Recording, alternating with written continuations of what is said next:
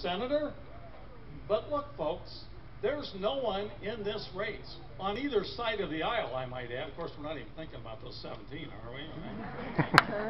On either side of the aisle, who has the experience, has the qualifications, has the passion, has the ideas that Hillary Rodham Clinton has.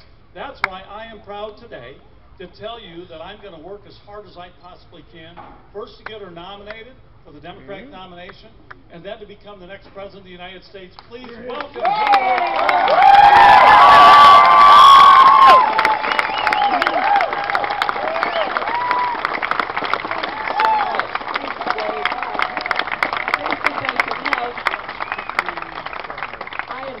Grateful to have Congressman Lopesak's support, his endorsement. It means the world to me. And I want to thank you for sending him to Congress and continuing to send him to Congress, because he is a real fighter for the values of Iowa and America. And I'm very grateful to you for that. And I can't wait to work with him when I'm in the White House and he is returning to Congress. You know, the last couple of weeks I've been so honored to have Tom Harkin's endorsement and Tom Vilsack's endorsement, now Dave's endorsement. And I don't think it's because they like me, although I hope they like me. I think it's because they believe that I will do what needs to be done to turn this country around so it starts producing more opportunity once again for hardworking Americans. You know, I also believe strongly that our country and our economy does better when we have a Democrat in the White House. That's right! You know, we were just at this great big rally in Rock Island, and there I said to the crowd that was gathered that we've had 5 presidents in the last 35 years. We've had 3 Republicans and 2 Democrats. And I am privileged to have known both of the Democrats. And I will tell you, Bill Clinton and Barack Obama came into office inheriting a bunch of economic problems from their Republican predecessors.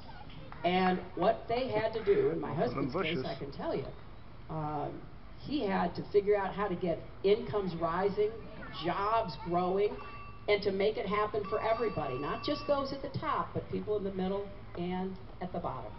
And he did, so that after 8 years, we had the longest peacetime expansion in new jobs, 23 million new jobs, and incomes rose across the board.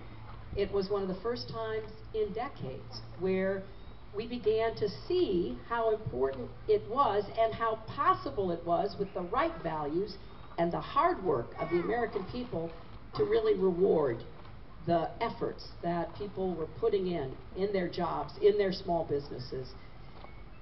And then I went to the Senate in 2001, and I'll tell you, I watched George W. Bush and his Republican administration try to reverse everything that had been done.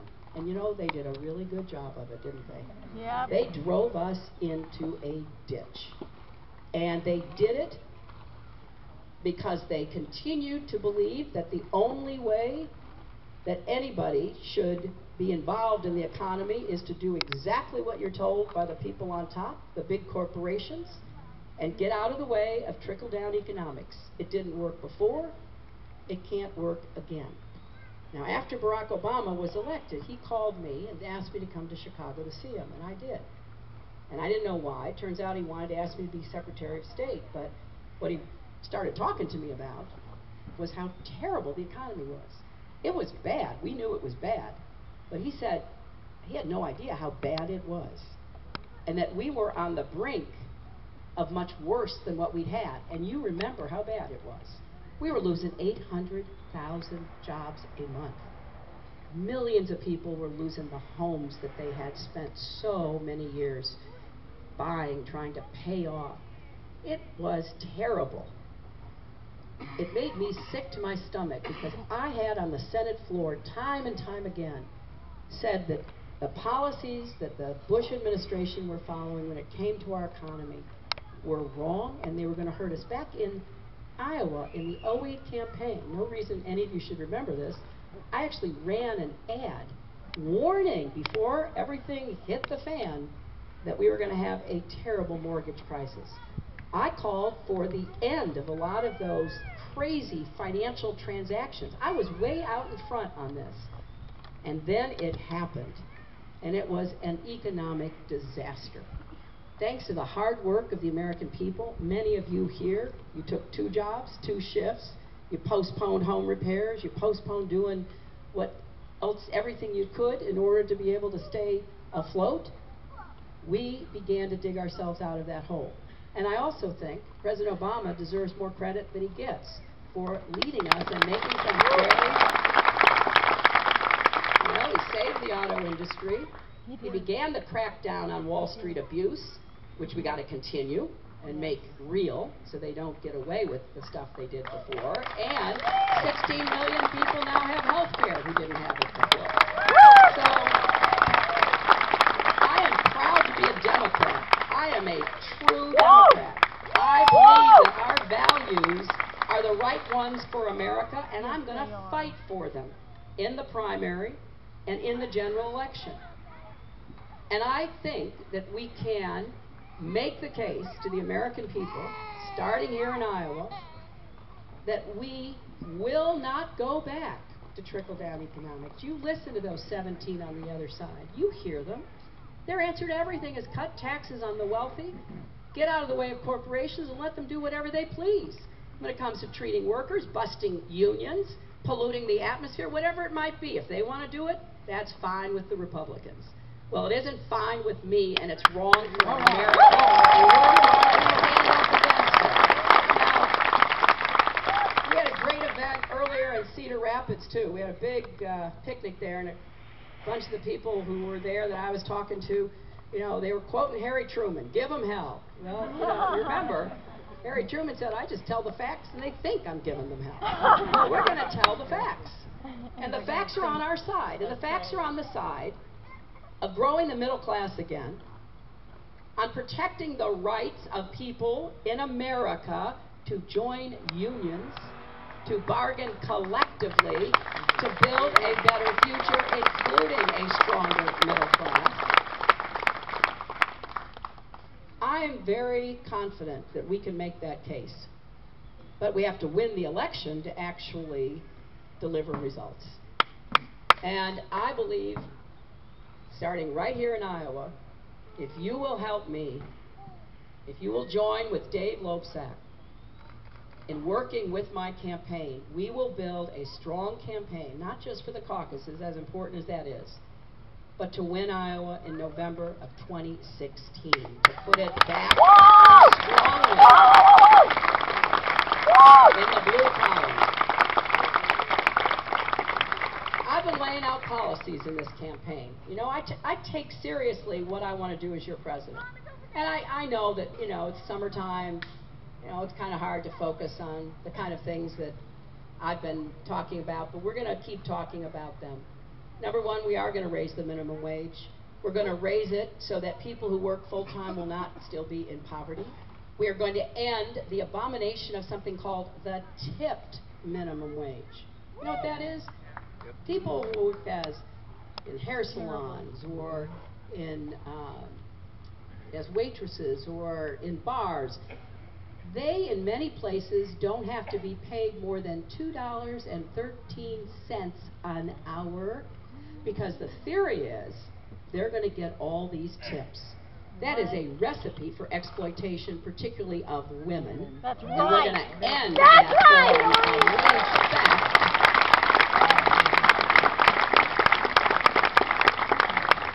We are also going to really crack down on employers who exploit workers. They steal their wages. They don't do the right things when it comes to safety in the workplace. They misclassify workers so they don't have to pay them what they should. I want to send a few people to jail to set an example that you don't exploit workers in America. That is going to end. Something else, where you got the rich and then you got everybody else, and you don't have the kind of vibrant middle class where people believe that life can get better, that the life of their children will be better. That's really up to us, and that's what this campaign is about.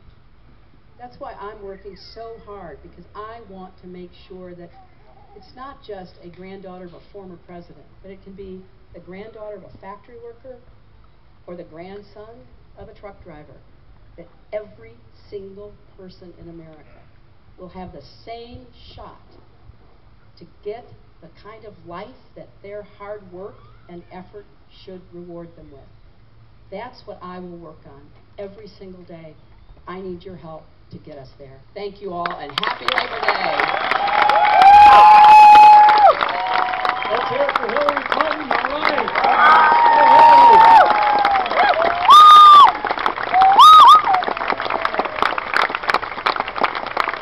Let's make it happen. We're going to say hi.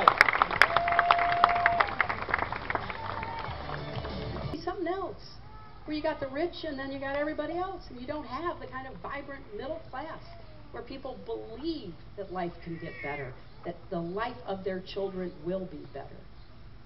That's really up to us, and that's what this campaign is about. That's why I'm working so hard, because I want to make sure that it's not just a granddaughter of a former president, but it can be the granddaughter of a factory worker or the grandson of a truck driver, that every single person in America will have the same shot to get the kind of life that their hard work and effort should reward them with.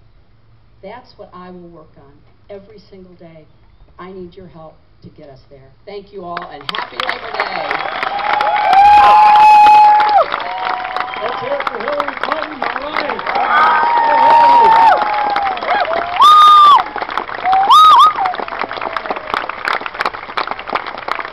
Let's make it happen. We're going to say hi.